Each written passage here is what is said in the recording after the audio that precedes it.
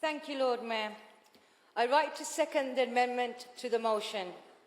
Back in January, my colleague Councillor Harris and I tabled a motion which was backed substantially by the Chamber. It called for all care leavers to have access to free public transport for travel to work, apprenticeships or interviews until they are 25, so there are no barriers to attendance of their chosen workplace. It is also proposed to give all care leavers who are part of the National Apprentice Scheme or are in employment access to free medication up to the age of 25. Finally, it sought for care leavers to have access to a full package of mental health support with specific focus on trauma and past harm.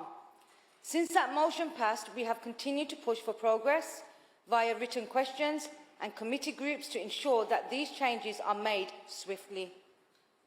Earlier this month at Cabinet, Councillor John Hunt raised the fact that Birmingham's Children and Young People's Plan had barely any reference to children in care. Perhaps this motion today is designed to rectify that earlier omission. We are therefore pleased to see that our persistence in highlighting the plight of care experienced people is now attracting support from across the Chamber. Like my colleague, Councillor Harris, I do not doubt the sincerity of the House in wanting to support children, but I am concerned that this motion is heavy on statements that we can all agree with, but light on action. We know already that we all want the best for care experienced children. That does not need a motion. What we do need is steps to close the gap, steps to remove the barriers, steps that begin to take experienced children towards a place where they can get the same opportunities as all other children in Birmingham. It is not much to ask for.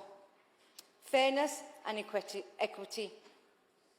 We can never fully make up for the trauma and horror that some of these people face in their infancy and teenage years, but we can ensure that in their adulthood they are treated equitably.